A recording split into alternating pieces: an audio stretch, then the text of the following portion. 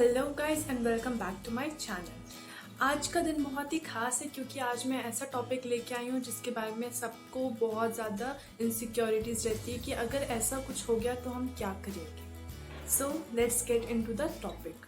आज का हमारा टॉपिक ये है कि what if our business fails. जी हाँ, क्या होगा अगर हमारा बिजनेस फेल हो सकता है, क्या क्या हम कर सकते हैं अगर हमारा बिजनेस फेल होने के कगार पे आ जाए तो।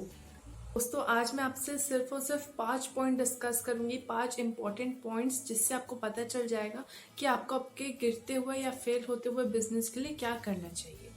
So let's begin. पहला पॉइंट, थिंक वंस अगेन। क्या आपको वो बिजनेस सच में करने का मन है? क्योंकि अगर कोई बिजनेस फेल होता है और आपको बहुत जल्दी ही पता चल जाता है कि आपका बिजनेस फेल हो रहा है, तो ये बहुत ही गलत सिम्टम है। क्योंकि कोई भी बिजनेस फेल होने के लिए या फिर उसको समझने के लिए, उसकी टेक्निकलिटी समझने के लिए हमें 3 साल की ज़रूरत होती है। जी हाँ, हमें 1000 दिन की ज़रूरत होती है जिसमें हमें पता चलता है कि क्या वो बिजनेस सच में फेल हो रहा है या फिर हमें गलत तरीके से हमने उसको चालू किया है। मतलब जो भी चीज़ें उस बिजनेस के बारे में हमें 3 साल तक पता चलती है, 3 साल के बाद पता चलती है।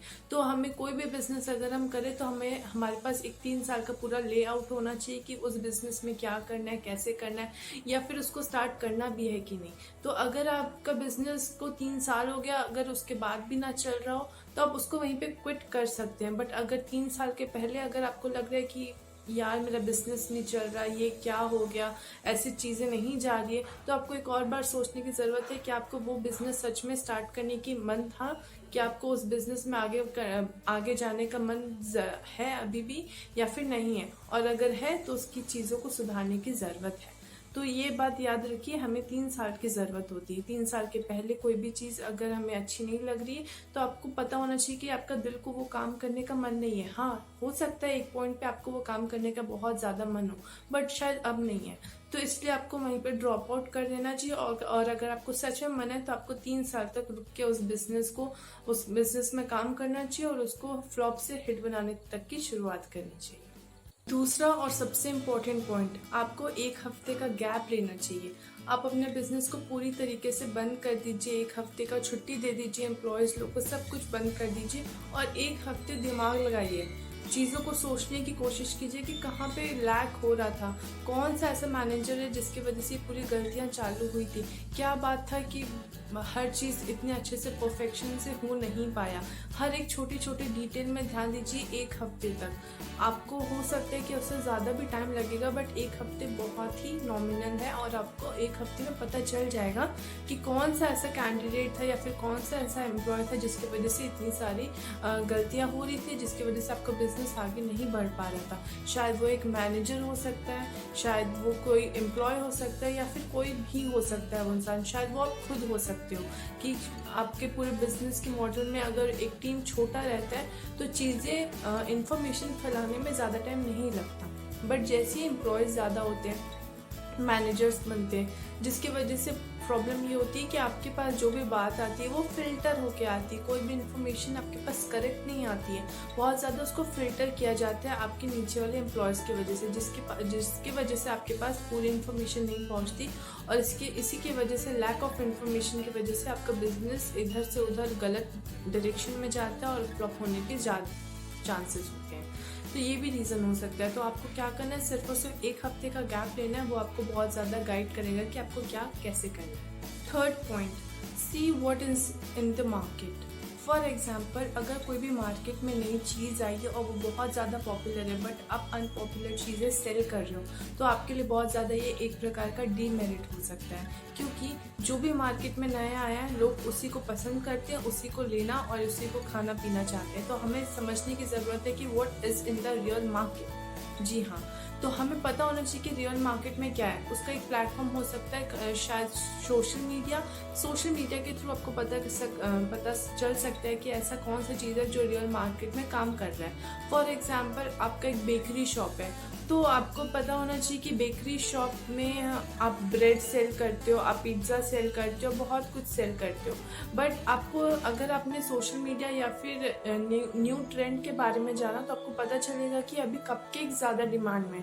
तो आपको क्या करना चाहिए, उस बेकरी शॉप में कपकेक्स भी अवेलेबल करवाना चाहिए, क्योंकि जो भी अभी ट्रेंडिंग मार्केट में चल रहा है वही चीज़ अगर आपके शॉप में हो तो उसको ज़्यादा डिमांड मिलेगी और आपका प्रोग्रेस ज़्यादा होगा और आपका बिजनेस की ग्रोथ ज़्यादा पॉसिबल होगी।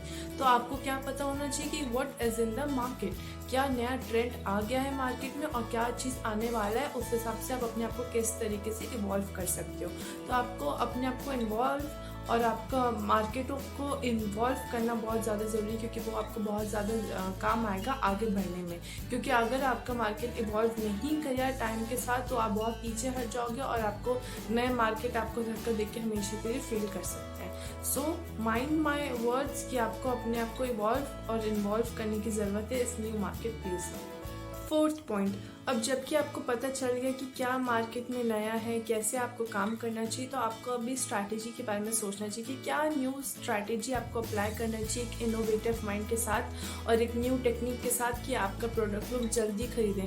ऐसा कौन सा प्लेटफॉर्म है जहाँ पे आपका जो बिजनेस आइडिया है उसको ज़्यादा से ज़्यादा पॉपुलैरिटी मिलेगी, ज़्यादा लोग तक रीच हो पाएगी और आपको ज़्यादा लोग तक जान पाएंगे। तो आप सबके बिजनेस मॉडल का एक new kind of innovative marketing strategy रहता है जिसकी वजह से वो सक्सेसफुल होता है।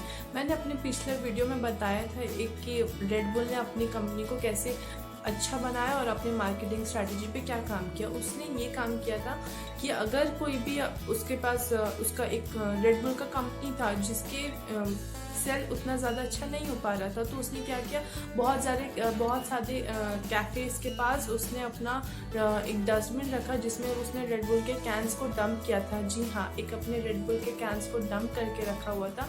क्योंकि उसने ऐसा इसलिए किया क्योंकि लोग देखेंगे, बोलेंगे वाह सबने रेड बुल पिया तो हमें भी रेड बुल पीने की ज़रूरत है। ऐसी कौन सी बात है जिसकी वजह से लोग रेड बुल पीना चाहते हैं। तो ये बहुत ही अच्छा इनोवेटिव मार्केटिंग स्ट्रैटेजी था जो उसने अप्लाई किया। इसी प्रकार से आपको भी कोई अच्छा स्ट्रैटेजी ढूंढना है कि आपके पास ज़्यादा कस्टमर्स हैं, आप ज़्यादा लोगों को सर्विसेज प्रोवाइड कर पाओ और आगे बढ़ पाओ।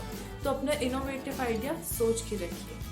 फिफ्थ और सबसे ज़्यादा important point, give your employees a score card.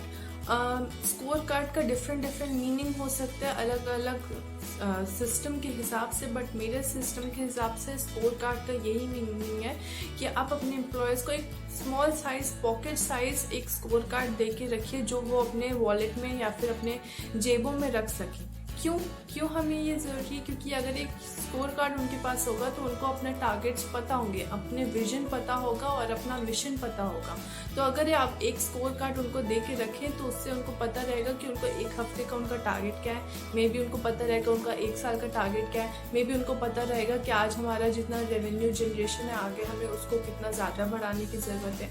तो हमें अपने एम्प्लॉयज़ को एक स्कोर कार्ड देने की ज़रूरत है। ये बहुत ही यूनिक आइडिया है जो हमें अपने लाइफ में अप्लाई करनी चाहिए। हमें सबको एक स्कोर कार्ड दे के रखना चाहिए अपने एम्प्लॉयज़ को, जिसके वजह से उनके दिमाग में बैठे रहे कि हमें क्या करना है, कैसे करना है, और उनके दिमाग में कंटिन्यूसली आइडियाज़ आने लगे कि हमें कैसे अपना रेवेन्यू आगे बढ़ाना है, हमें कैसे वर्क करना है, हमें कितना स्मार्ट वर्क और कितना हार्ड वर्क करने की ज़रूरत है इस रेवेन्यू को डबल करने के लिए।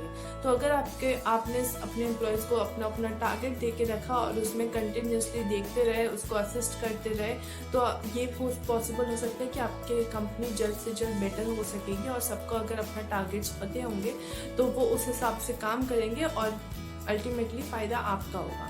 सो give it a score card. So दोस्तों, कैसा लगा आपको मेरे पॉइंट्स, प्लीज़ हमें कमेंट सेक्शन में बताइएगा। We are eagerly waiting for your comments.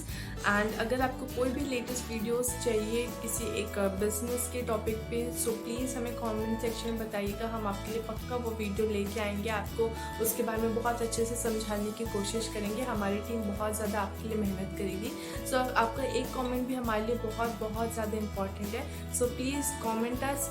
हमें अगर हमारा कोई वीडियो पसंद आया तो प्लीज़ आप उसको लाइक कर सकते हैं, शेयर कर सकते हैं अपने फ्रेंड्स के साथ और उनका बिजनेस ग्रो करने में उनकी मदद कर सकते हैं। Till then, bye.